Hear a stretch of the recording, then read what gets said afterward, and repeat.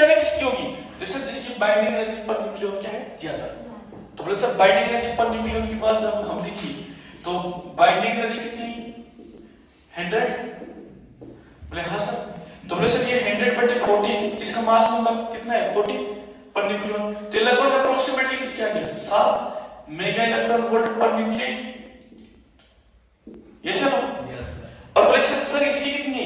बोले सर इसकी है मेरी 80/10 ये मेरी है 8 mega electron volt per nucleon. तो बोले सर अकॉर्डिंग आपके अकॉर्डिंग तो ये हो रहा था कि ये न्यूक्लियस स्टेबल हो रहा था, लेकिन बाइंडिंग एनर्जी पर न्यूक्लियन तो ज्यादा इसके आ रही है सर। तो स्टेबल ये नहीं होगा। स्टेबल कौन होगा? जिसकी बाइंडिंग एनर्जी पर न्यूक्लियन ज्यादा है। इट मींस कि binding energy is not decide stability of nucleus. Binding energy is not decide stability of nucleus.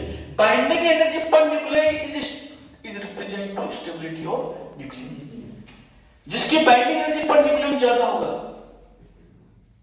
दो न्यूक्लियस इज स्टेबल, वो न्यूक्लियस क्या होगा आपका स्टेबल होगा। और जिसकी बाइंडिंग एनर्जी पर न्यूक्लियन कम न्यूक्लियस इज नॉट स्टेबल। ये चलो तो binding energy per nucleon is the represent of stability of nucleus. Stability of nucleus को रिप्रेजेंट करती है बाइंडिंग एनर्जी पर न्यूक्लियन। तो उसके लिए एक ग्राफ का रिप्रेजेंट किया गया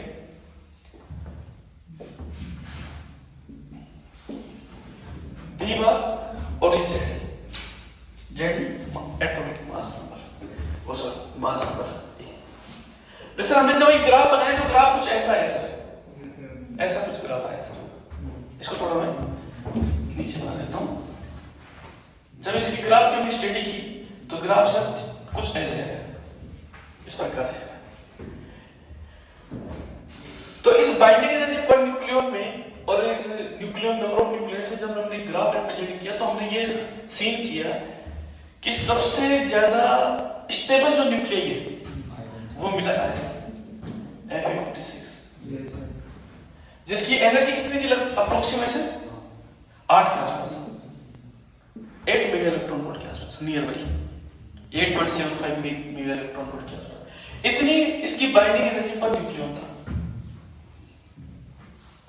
तो सर आयरन जो है वो सबसे स्टेबल न्यूक्लियस है,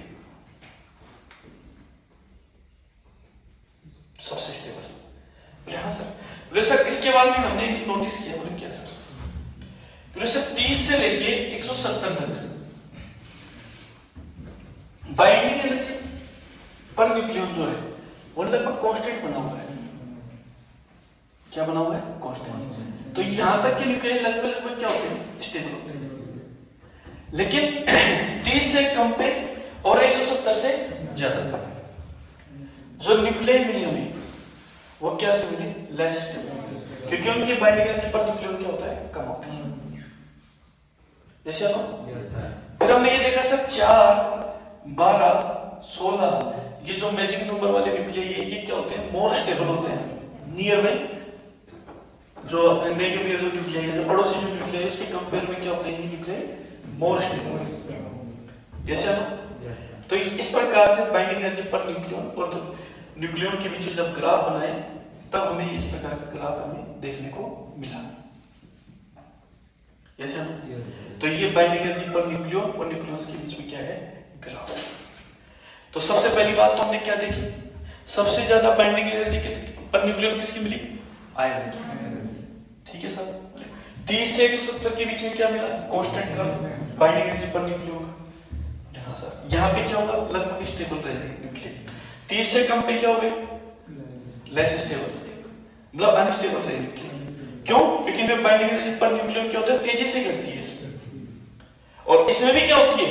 तेजी से ही घटती है 170 के बाद में। क्यों? क्योंकि अपने को तो पता है सर, आपको तो रेडियोएक्टिव कंपाउंड जैसे यूरेनियम, थोरियम वगैरह है, ये सारे क्या करते हैं? अपने में से डीके निकालते हैं पार्टिकल। तो अल्फा डीके निकालने की वजह से क्या होते हैं? वो क्या हो जाते हैं? अनस्टेबल हो जाते हैं। आ रही बात समझ में? तो इसका मतलब ये है कि सबसे मोस्ट स्टेबल न्यूक्लियस कौन? आयरन। 30 से 170 के बीच में कांस्टेंट। इसके बाद में 30 से कम और 170 से ज्यादा, ये क्या रहेंगे अनस्टेबल। 4, 12, 16 वाले जो न्यूक्लियाई है वो क्या होते हैं मैजिक नंबर वाले, स्टेबल होते हैं नियर बाई पड़ोसी न्यूक्लियाई। ठीक है डियर। और बाइंडिंग एनर्जी पर न्यूक्लियर को क्यों काम में लिया जाता है, चेकिंग फॉर न्यूक्लियर स्टेबिलिटी, कि न्यूक्लियर स्टेबल है या नहीं। यस या नो जवाब चाहिए। ठीक है भाई, लिख लो सारी बातें इसमें।